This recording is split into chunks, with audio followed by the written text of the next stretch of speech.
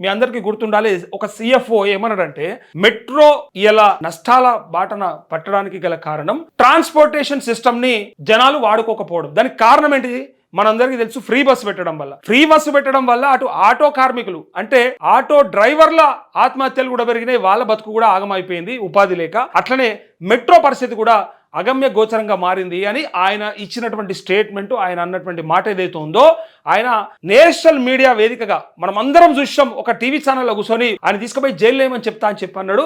ఇగో అదే మాటకు సంబంధించి ఇక్కడ కనిపిస్తా ఉంది. ఎల్ఎన్టీ కంపెనీ సిఎఫ్ఓను డైరెక్ట్ గా జైల్లో వేయండి అని చెప్పిండు ఆయన. అట్లా మాట్లాడితే అంటే ప్రభుత్వ నిర్ణయాన్ని ఆయన ఎట్లా అంటాడు అంటే నీ అధికారాన్ని ఇట్లా మాట్లాడినవంటే అన్నాడు. సో దాంట్లో ఉన్న తప్పిదాలను ఎట్లా మార్చుకుందాం, ఎట్లా మళ్ళీ రివైజ్ చేసుకుందాము, నిజంగా మరి మెట్రోను కూడా ఎట్లా డెవలప్ చేద్దాము, మరి ఫ్రీ బస్ చేయడం వల్ల ఆటో డ్రైవర్ల ఇబ్బందులను కూడా మరి ఎట్లా మాట్లాడదాము, వాటిని ఎట్లా తీరుస్తామని ఆలోచించాల్సిన దాన్ని తీసుకుపోయి అంటే మాట్లాడితే జైలు వేస్తావా, సమస్య ఉన్నదని చెప్తే జైలు వేస్తావా,